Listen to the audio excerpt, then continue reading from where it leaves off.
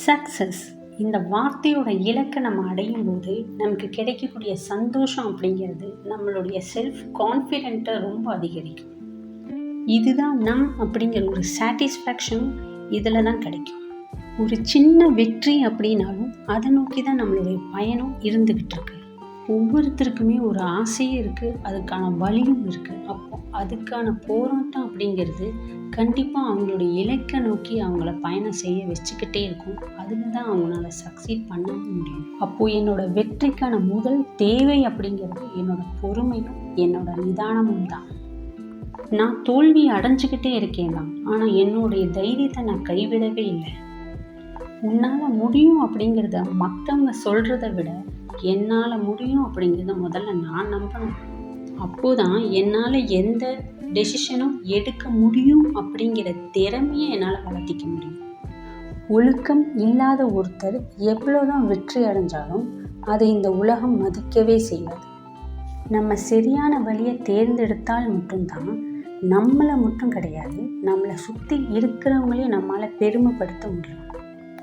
எப்பவுமே நமக்குள்ளே இருக்கிற ஒரு பயம் நம்மளை எந்த விஷயத்தையுமே செய்ய விடாது.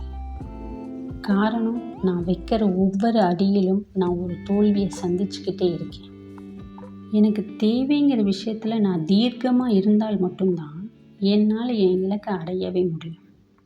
எப்பவுமே நான் என்னுடைய நண்பனை நான் எப்படி தேர்ந்தெடுக்கிறேனோ அதில் தான் என்னோடய வெற்றியோட பயணமும் இருக்குது. ஒருத்தரோட வெற்றிக்கு இந்த ப்ரொமோடோரோ டெக்னிக்ஸ் அப்படிங்கிறது ரொம்ப முக்கியமான விஷயமா இருக்குது. தொடர்ந்து எல்லாருனாலையும் வேலை செய்ய முடியாது.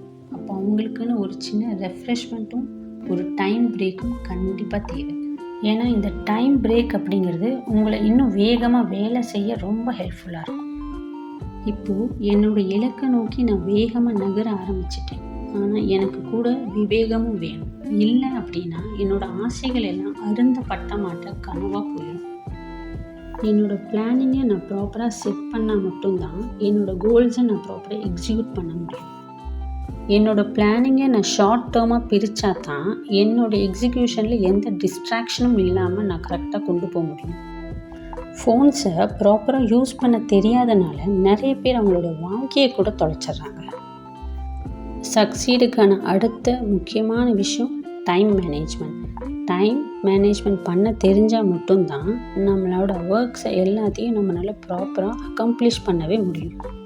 இப்போது நமக்குன்னு ஒரு கோல் செட் பண்ணி போகிற வழியில் கண்டிப்பாக நிறைய ஆப்ஸ்டக்கிள்ஸ் இருக்க தான் செய்யும். ஆனால் அதை நான் எக்ஸ்பீரியன்ஸை கெயின் பண்ணால் தான் என்னோட அடுத்த கோலை நான் செட் பண்ணி நகரவே முடியும்.